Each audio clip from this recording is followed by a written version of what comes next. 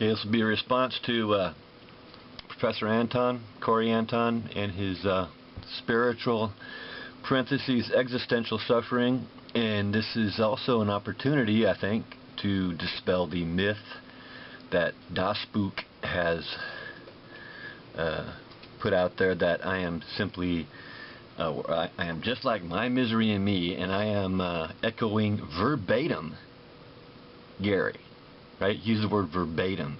That you know, I have a crib sheet here of Emendum quotes, and oh well, let's see, this person said this, and well, Emendum said this, so I'll say that because, you know, Emendum is God.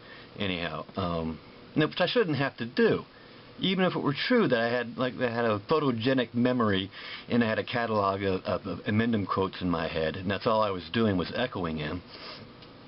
It doesn't. It's a non sequitur. It has nothing to do with antinatalism.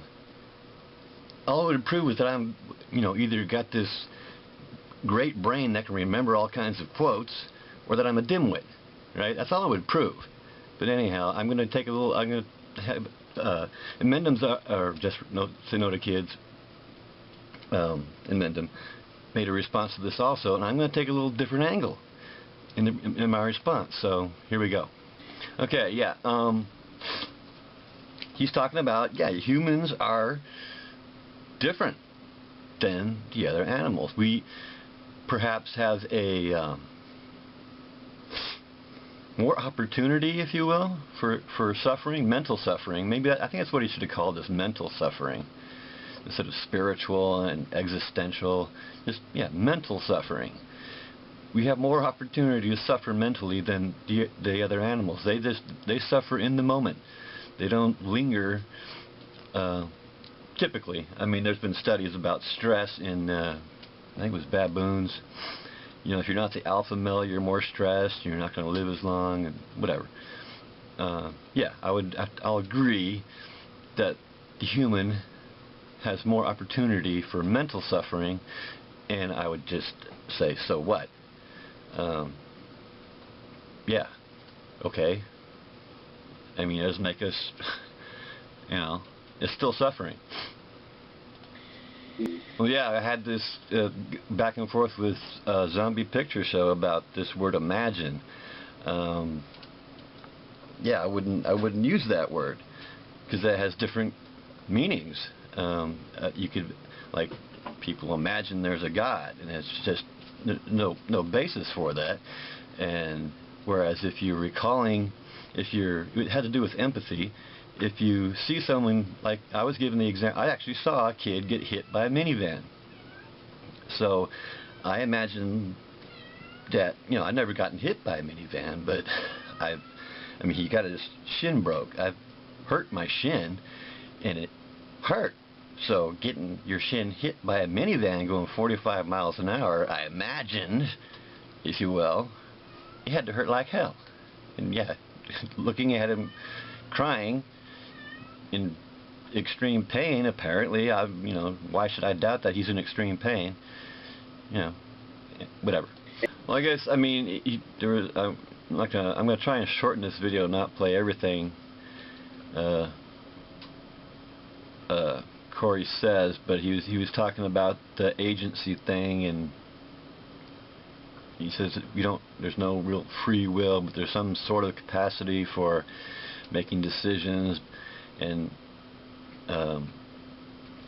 I'll just say that, yeah, humans have agency.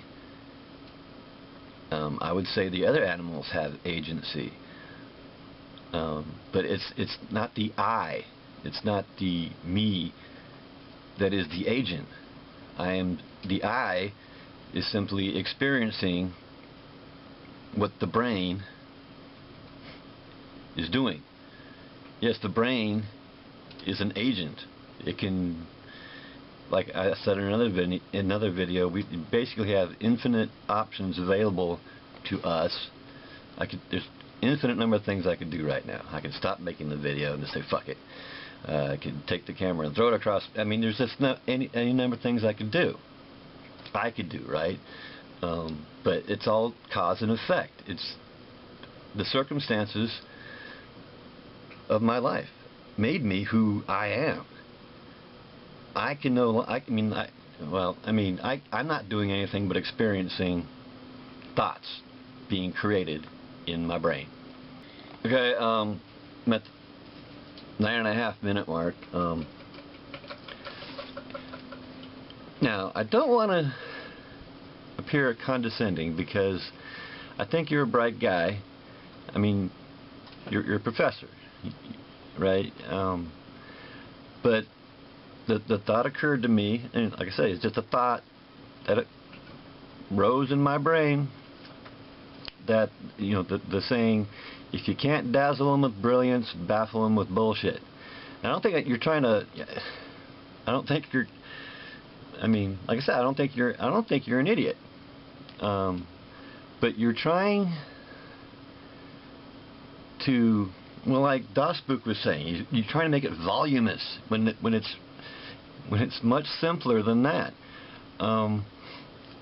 Because you're just going on and on and on and on and on, and I've already, way back, whatever, at 3 minute mark, I've agreed that, I mean, you could have made the point just by saying, yes, the human has more opportunity for mental suffering. That's what you should have called this, mental suffering, because I think that's true.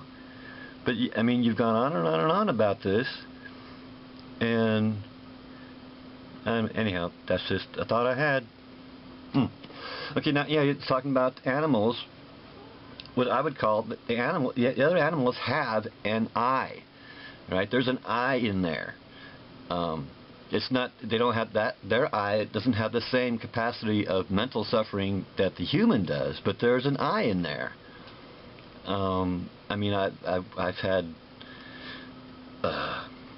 animals practically all my life. I'm recalling an instance where my wife and I were in the pool, and one of our dogs was just trying to get our attention and say, hey, come play with me. I'm bored. Come over here and play with me. There's an I in there. I mean, he doesn't have language. He can't say that, but he was, you know, tossing stuff around, and he'd look up and look over at us, and, are you paying attention to me? You know, yeah, there's an I there. But, I mean, yeah, I agree.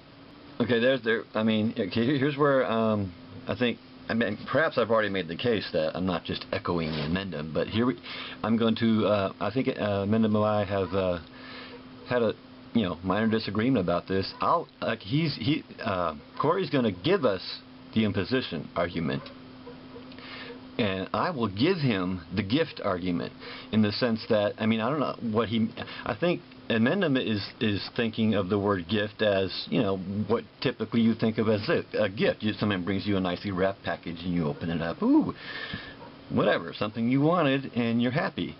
But and maybe that's what you're talking about, is a good gift. But gift can also just mean that you give somebody something. Like, you could give somebody a nicely wrapped package. You open it up and there's a pile of shit in there. You gave them something. Maybe you thought that pile of shit they'd like that pile of shit. I don't know. But yeah, I'll give you the gift. But is the thing you gave something the person would want? But at any rate, let's just grant, for the sake of argument, if someone wants to say it's imposition, it's an utterly forgivable imposition. Okay. You're saying the imposition is forgivable, and I'll agree. But when you say it's forgivable, it doesn't mean that you want them to do it again, right? You're forgiving them. When you forgive someone, it means they've done something they shouldn't have. So I forgive you, but don't do it again. All right? So, I mean, yeah. Am I echoing Mendham, Dasbook? No, I'm not. Well, I mean, yeah. I mean, there's suffering and there's pleasure. Some experiences are pleasurable. Some experiences are not pleasurable. I mean, that should be axiomatic. if you're going to argue, I mean, like I think Das Book and Zombie Picture Show are trying to argue that it just is. There's no good or bad. It just is. Well, then there's no. I mean, then you're a nihilist, a moral nihilist. If there's no good and bad, then there's nothing to argue anymore. I mean, philosophy is about, at least partly, a code of conduct. I mean, a rational code of conduct. Which, I mean, if there's no good or bad, there's nothing. Philosophy is dead. But we're saying philosophy is not dead. There is a rational code of conduct. Well, see, here I'll probably be echoing Emendum. I didn't hijack anything. I was forced into the situation. Yeah, 500 million years of sentient beings killing and eating other sentient beings, and I'm supposed to be grateful for that. Why should I be grateful for that? I mean, all this suffering, 500 million years of suffering, and you're saying I've hijacked it. I didn't hijack doodly squat. I was forced into it. It's an imposition. It is an imposition. I don't know what else to call it but an imposition. Laying on of a burden. Laying on of a need. We are all needful beings. And I've made this argument elsewhere. I don't know if I made it in the video, but let's say I could, you have certain needs. Well, we need air, which is covered pretty well. We need water. We can't. Water just doesn't appear out of the tap. Well, it does, but you got to pay for it. In order to pay for it, you have to work. So if I were to, if I had the ability to create another need in you, the example I used before, and I think it was, I don't know if I made it in a video or not, whatever. If I could make it so that you needed insulin, you needed to inject insulin, would that be a gift to you? I mean, I gave it to you. I gave you this new need of having to inject insulin. Your body, my wife needs insulin. Now, would that be? Would you consider that a good gift or a bad gift? I would say it's a bad gift. I don't want to need something else. Because if all of a sudden I needed insulin, that means I got to work more to pay for the insulin. I don't see how you can make that a good gift. So, anyhow. But despite all of that, immune system and all the other complexities, not everyone gets the equal body, but to be... Yeah, exactly. Not everyone gets... My wife is a perfect example. She's got 2 inhalers for her asthma. She's got a thing called Zenpep, which helps in her digestion because she's had digestive problems all her life. She needs insulin. She's got a high blood pressure medication, a pain medication for when the pain gets too much, and I don't have to take anything. I could use, quite frankly, some amphetamine. Adderall, basically. Adderall is amphetamine for my depression. Because I've tried it. Apparently I've broken the law by doing that, but it helps. It doesn't change my philosophy about life. It just helps me get through life. But they won't give it to me because the FDA hasn't approved it for depression. But they'll give Adderall to children. That's, yeah. Anyhow. Your body is to be a clearing for the world, right? It's to have the sunrises and the sunset. Oh, come on. The sunrises and the sunsets. Yeah, what have we got to say? Let's say you're looking at a sunrise, but you've had diarrhea for the last 5 days, and it feels like your asshole's on fire. Well, at least I'm seeing the sunrise. God. As who one is, it's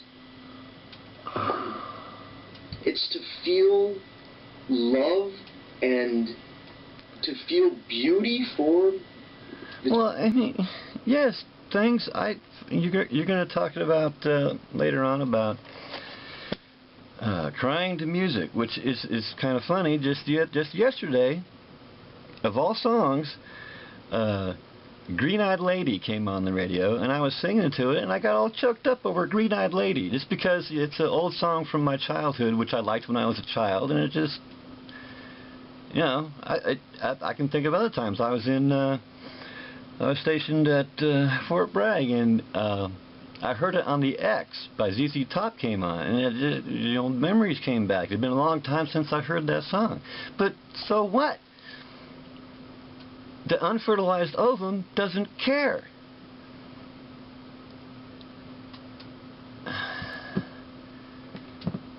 changing of the seasons.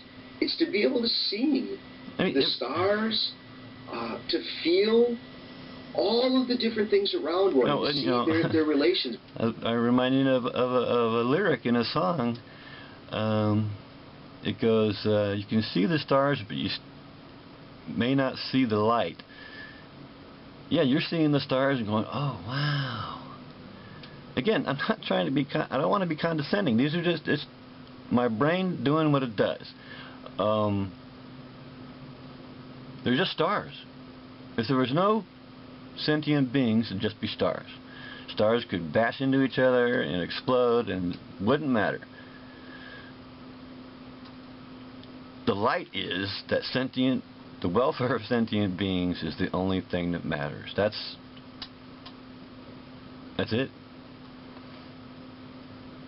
Between things. That just comes from having a well, body. and again, you don't want to just because you create the problem to solve the problem. There, I'm probably echoing Emendum, right? But it's true. Until you create the problem, there is no problem. With one's accomplishment or what one has done, but well, see, what one has done. The I is not doing anything. We cannot condemn the serial killer because the I in the serial killer didn't choose to be a serial killer. Circumstances made him a serial killer. Just like you cannot praise the virtuous person for being virtuous because circumstances led them to be virtuous. I mean, it's better, I mean, I think if any I out there would choose, if they're rational, to be virtuous rather than not. I mean, since the welfare of sentient beings is the only thing that matters. As gratis of coming into being. Yeah, it sounds like we should be grateful for coming into being. But yeah, I'd be grateful if it wasn't for all the need. If I could just, if I had godlike powers, I'd get rid of the need. If we could just wake up and make it so we didn't have to sleep. If we could just, just go around and say, hey, wow, look at this, we're alive, cool. But no, that's not all it is. We have needs that need to be filled. We don't drink, we die. We don't eat, we die. And if we don't eat, we're going to suffer then die. Yeah, if we didn't have to eat and drink and sleep, if we just walked around going, wow, this is cool, antinatalists wouldn't have an argument. Anyhow.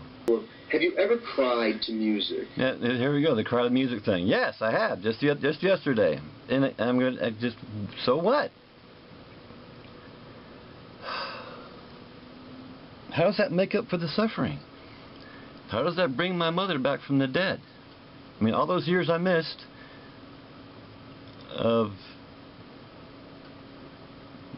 interacting with my mother.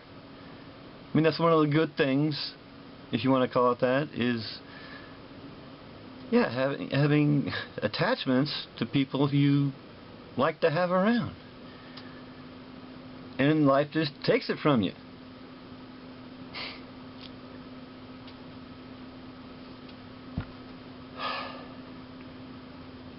I mean, I think most people have cried to music. Now, maybe it's just really beautiful symphony music. I think sometimes people have composed work. Yeah, and I just thought of another song that would make me weepy, and it's funny. It's "Oh Holy Night." It wasn't so much the song, it's the way the guy was singing it. I mean, the guy had a hell of a voice. When he hit that high note, you just, whoa, damn, that kicked ass. But it's in 50 years, it's all going to be gone. Somebody new is going to take our place. Someone's going to suffer. That person singing the song, he's going to die someday. Maybe he's dead right now. And somebody is missing him. Why why make a sentient being go through that?